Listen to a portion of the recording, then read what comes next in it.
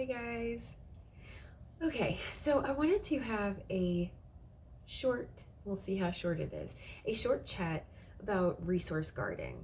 All right, I'm not going to get super into detail. I will have a group virtual resource guarding seminar that you can sign up for very soon. If you're interested in signing up for the group resource guarding virtual class, please email me at Jasmine the dog trainer at gmail.com. Sorry about that. Jasmine the dog trainer at gmail.com. Email me. I will get back with you, or my colleague Maria Ryan will get back with you about the sign up process for that. We have not yet solidified a date, but this is a seminar that will go pretty in depth with resource guarding. It's not something that we can cover in a short period of time. So it's probably going to be a class that lasts about an hour and a half because I really want to dig into it and make sure that people understand what it is, how we can work with it, and the steps that need to be taken for it. So right now I'm just going to briefly discuss what resource guarding means.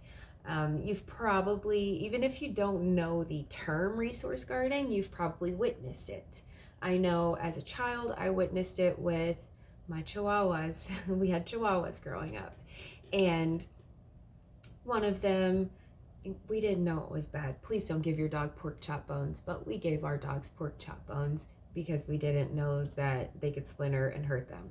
So the male chihuahua would take them, and he sometimes didn't want to chew it. He would take it and go off into the corner and wait for the female to come over, and then he'd guard it. He'd start barking at her, growling. He'd charge and chase her away. So resource guarding means that a dog is guarding an object. They can guard an object, they can guard a person, they can guard their favorite spot to hang out, whether it's under a coffee table, in between a table and couch, their own crate, a bed, your bed. So sometimes clients will tell me that they've got a multiple dog household. They will tell me that if the oops, sorry, I just bumped my phone. If one dog is on the bed first and the other one comes up, they have an issue. They will growl at them, they'll bark at them, and maybe even try to bite the other dog. Sometimes dogs will jump on your bed and they will resource guard your bed against you. So we don't want that to happen, of course. We don't want any kind of resource guarding, but it's not a behavior that is abnormal, and I want to reiterate that because it's just so common. Sometimes dogs are guarding things and we don't even realize because it's not an advanced stage of resource guarding, and you might notice it as your dog gets a new toy and they've played with it and now they're tired and they're not playing with it anymore, and they just tuck it under their chin and put their paws over it and lay on it. So that's kind of them saying, I really like this toy. I'm done playing with it for now, but it's mine and I don't want anybody else to have it. So I've had a dog lay on a toy when I walked near her. She went and laid on it because she wanted to keep it. Same thing happened with a bone. So it's not always a dangerous behavior, but it's usually a behavior that I try to work with because even if it's not to the level of them wanting to, heavily resource guard, heavily protect an item or a space, it can change. That behavior can change just depending on what has occurred in the past, how we handled the behavior the first couple of times it occurred. When they startle us, sometimes we have reactions. We're human. Sometimes we have reactions that are not conducive to not advancing the behavior, unfortunately. And I'm laughing about it because I know that I've been startled before, and I always have to center myself when I'm like, okay, I cannot have that reaction. So, I gave one of my dogs at one time a bone that she hadn't had in probably about 6 months. I went and bought one. It was her favorite bone. It was a knuckle bone, the sterilized raw knuckle bone. And she really, really liked it. And she hadn't had one in a while. I walked by her bed and she hovered over it. And then when I walked by again, she hovered over it and stared at me. And then I was like, wait, am I seeing that properly? So I just walked by again, not in her space, but across the room. And she did a little, and I was like, oh no. So I called her away from it, tossed some treats on the other side of the room, and I took the bone away and never gave it back to her. I never bought her another one because I don't want that issue. I didn't want that to be a thing. Okay, so sometimes it's something easy like that where we can just say, okay, well, we're never giving our dog this again, so that this won't be an issue. She didn't resource guard anything else that she ever had. But the most common issue that we see is like a dog resource guarding their food. So, there's a food bowl on the floor, especially dogs that free feed, that graze. They tend to hover around the area where their bowl is, and they don't really want anybody else to come near it. So if that's the case, then don't free feed anymore. So anyway, I'll get into detail with that with the group seminar. But with resource guarding, there are ways to handle and manage the behavior safely, and there are ways that we can really make it worse. And we have to consult with a professional so that we understand the difference and we understand how we need to handle this behavior. Okay, and so I always recommend that you go with a positive trainer, not a trainer that uses punishment techniques. We don't want to have any kind of suppression of their reactivity, because that can lead to them biting without warning. I want them to growl at me if they feel like they need to warn me. I need that warning, okay, before they snap. So with resource guarding, it's a very delicate situation, and we can make it worse by heightening the anxiety level that they have. So resource guarding essentially means that the dog has a fear of something being taken away from them. Okay, so it's like, your dog runs into your kid's room and steals one of their toys, and we don't want them to have the kids' toys because they can tear them apart pretty easily, usually.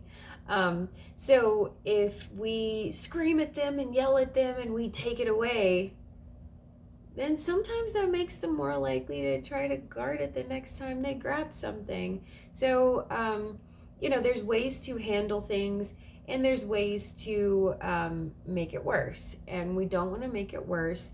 We want to make sure that the dogs know that, we're not here to harm them. We're guiding them. We don't want to heighten their anxiety level. We don't want to increase the possibility of it becoming, an aggressive interaction. Okay, so if a dog growls at you because they grab something that they shouldn't grab, do not yell at them, do not hit them, okay, because that will make it worse the next time that it happens, because they're anticipating something bad is going to happen, and we don't want that. What we want is for a calm redirection. Okay, so I've tossed treats on the other side of a room, close the door to the room that they were in, lure them out, close the door, just redirect. But we don't want to do that over and over again, because then that can condition them to steal something and then redirect to a treat. But anyway, so what we want is to be able to identify exactly what the issue is. Okay, if your dog is growling every time you walk into a certain room, it's possible that they could be resource guarding that room. Sometimes they claim things that are odd. So I've seen dogs resource guard someone's bathroom rug. I've seen dogs resource guard a doorway, their favorite spot to lay, and it could be just in the middle of the floor, and it's not an actual object, it's the floor. they might resource guard, like I said before, their bed, their crate, a bone.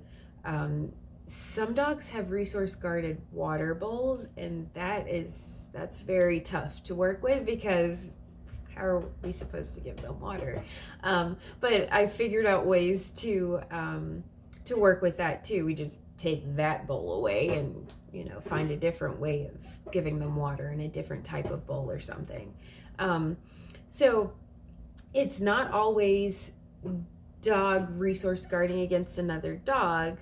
That's a common one, is that a dog will resource guard against another dog for their bone. That's what we typically see. But there are times where dogs will resource guard against their owners, and it can get a little scary. Sometimes they'll resource guard your couch. They jump on the couch, especially if we don't want them on the couch, or like they're confused about if we let them on the couch sometimes, and then sometimes we yell at them. So it's important to read their body language and not make the situation worse. I have a moth flying behind my head.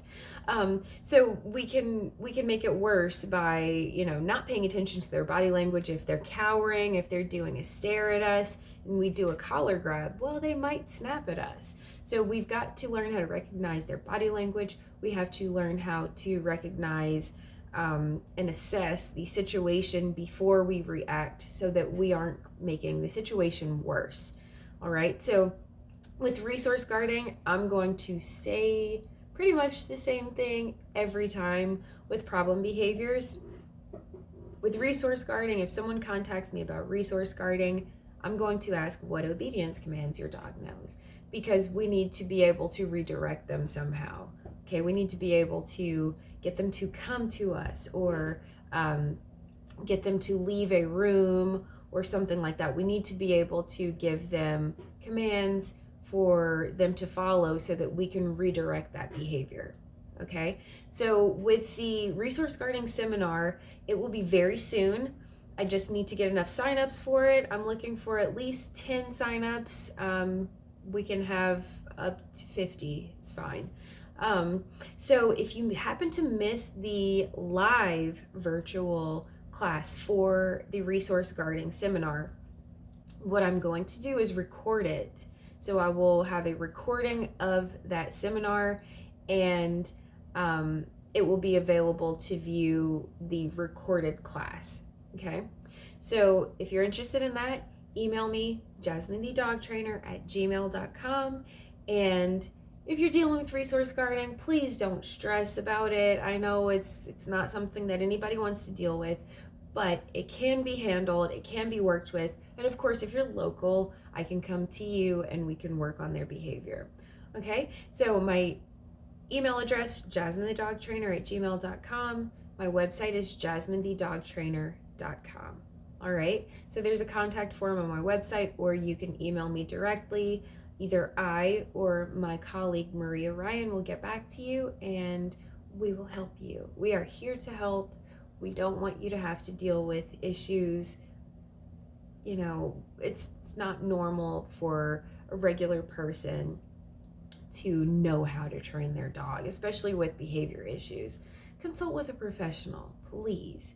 Even if you think that it's something that maybe you can't afford, well, the virtual classes are going to be more affordable. It is a group setting. You don't have to have your camera on. If you're worried about that, you don't have to have your camera on. But, you can participate through typing in the text bar. You can participate just from your microphone. So don't be shy. If you need help, please reach out. We are here to help. Thanks.